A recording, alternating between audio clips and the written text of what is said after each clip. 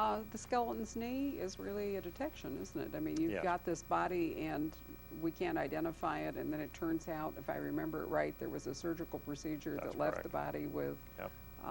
and thus, in order to figure out who he was, and presumably Sure. from that, why he was killed, Sure. and by whom, Sure.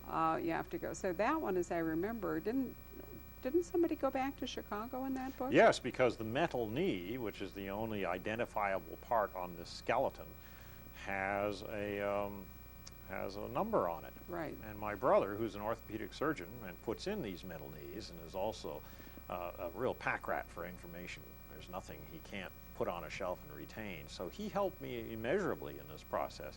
And so the metal knee, you go back to the number, you follow the number, you go back 20, 25 years to the company that manufactured it, then you can cross-references to who sold it. It's a Right. wonderful process of moving from one fact to another that slowly but surely blossoms into the truth. Right, and it's a real police Yes, it is. investigation, Yes, I it think, is. that we could go. Yeah. And now I'm going to embarrass myself by telling you, I can't remember the title of the next book, so I got to look it up. Well, I know, I'm sure you know. Good Lord, no, I rely on my daughter. to Okay, do well, that. the next one, interestingly enough, was Fruits of the Poisonous Tree. I Ah. thought there was one between. All right, so that is... Well, there was Scent of Evil. There was Scent of Oh, Evil. there it is. Yes. Okay, I missed Scent skipped of over Evil. Scent of... Well, remind me of Scent of Evil. Scent of Evil was a completely Brattleboro book. Brattleboro politics, Brattleboro Oh, that's right. infrastructure. It was very much, let's go into the town of Brattleboro, because we started in Brattleboro, we went to Borderlines, Northeast Kingdom, come back to Brattleboro. This was the pacing I was trying to get my readers used to, that we're going to be moving around a little bit here. Even in open season, the very first book, we moved to New Hampshire a little bit. There are sets that take Right. place elsewhere. Okay. Scent of Evil is 100% Brattleboro, and I made it occur in the midst of a heat wave in the middle of summer, which Vermonters don't tolerate well. And that was the hothouse atmosphere I wanted to add in. I didn't want to leave Brattleboro. You're in Brattleboro. You're in the belly of the beast. It's hot, it's sticky, and there's no way out. And so the whole feeling of the book is claustrophobic. And in fact, it ends up in a hyper-heated attic. That's where, right. Where you just, there's no world left except 10 feet around you. And the rest is darkness. Okay. Then we get Fruits Then of the Fruits of the Poisonous Tree, Poisonous Tree. which we have described as it's the murder without the body. It's Yes. the rape novel. Yep. Then we get The Dark Route. Yes, and the dark route was stimulated by a conversation I had with an intelligence officer for the Vermont State Police. At this point, I spend lots of time chatting with folks like this, picking their brains. Let me reveal at this point that I never write about what I know. I always write about what I want to find out about. Each How one of clever. these books is an education for me, very selfishly. The end result of which I hope is the best 10%, which I pass along to you.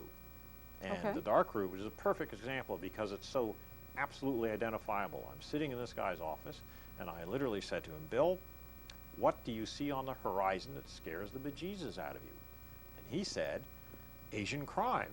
I almost fell out of my chair. I said, Bill, we're in Vermont. Get a grip, man. And he said, no, no, no, no, no. And he laid out for me a situation which I address in The Dark Route, which sent me on a journey. I probably interviewed 50 people with a tape recorder, hours on end per person. I did INS and FBI and Border Patrol. I did RCMP, the Royal Canadian Mounted Police. I did the Quebec, the Sûreté de Quebec up there. This was the first book that you went to Quebec in, wasn't That I it? went That's to what I was Canada, trying to that I went to remember. Canada, Which that's is right. a feature of the Marble Mask, this book, That's correct. which I absolutely That's love. But correct. I couldn't recall which of the preceding books had Yes. reminded us that Vermont really is it's a border state. It's a border state. Absolutely. It's a border And in state. fact, if I remember that whole book, you had this sense of flow through Yes. all the way, back and forth Yes. through the state, and that it was almost like a conduit. Well, in fact, that's the backbone of the book, is that Vermont, among other states, Vermont is almost like an upside-down underground railroad for illegal Asians coming into Canada, part of the Old Dominion, and infiltrating down to American Chinatowns of Boston, New York, and elsewhere. You get this whole string of Asian restaurants, the reason for which becomes sort of peculiar. Asian food is not terrifically popular in Vermont. I mean, it's not like a thing that Vermont's have for Asian food. And you go into many of these Asian restaurants and you see that they're not terrifically well populated in terms of clientele, but they have more help than you know what to do with. And yet they don't go out of business. Now, if you're a businesswoman, you got to wonder what's going on here. Don't you wish you could run an operation like that? Well, it turns out illegal smuggling is going on and paying the bills in a good many of these outfits. Obviously, you have to step carefully here, and you don't want to paint everything with a broad brush. But this is an actuality. This is documented. It's been going on for years. And that's what I chose to focus on, because this guy I was talking to had a personal experience, which I reflect in chapter 1 of The Dark Route. He was driving on the interstate after work in plain clothes in his own car, and he sees this vehicle coming up, the headlights coming up at Mach 3 speed. Just almost scares him. They're going so fast. Normally, off duty, he would leave them alone, but he pulled them over. He had his own blue lights going, and he pulled them over, and there were 3 Asian guys in the car. And he asked for their registration, and he immediately started picking up on the fact that this was a very peculiar threesome. And the more he talked to them, and he actually got all the names of all the, usually you don't do that in a vehicle stop. You don't ask for everyone's identification, but he did in this case. They were all 3 of them from completely different parts of the United States. They didn't know each other. They'd never met. So why were they in the car? So why were they in the car, and what were they up to? Well, he had no reason to detain them, so he gave them the speeding ticket. Off they went. 2 days later, a guy was found with a bullet in the back of his head, and 2 days after that, he got an Interpol kickback on a computer search. The guy in the back seat was a known hitman, and this was an assassination squad that had been assembled to kill another Asian in Montreal, which is a huge Chinatown and Chinese population.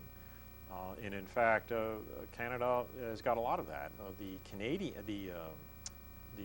Toronto Chinatown is the biggest one in North America.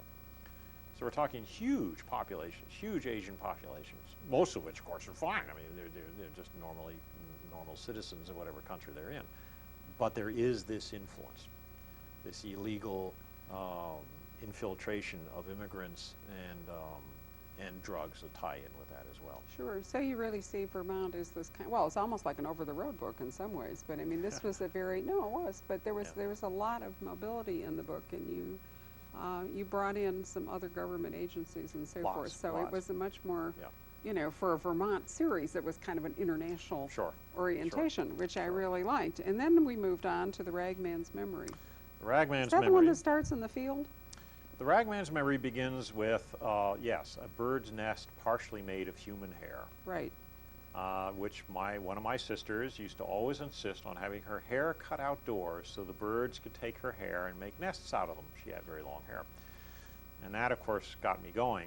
But the difference here is that when Joe Gunther, the cop, looks at this young girl's nest that she brought to him, there is scalp tied into the hair.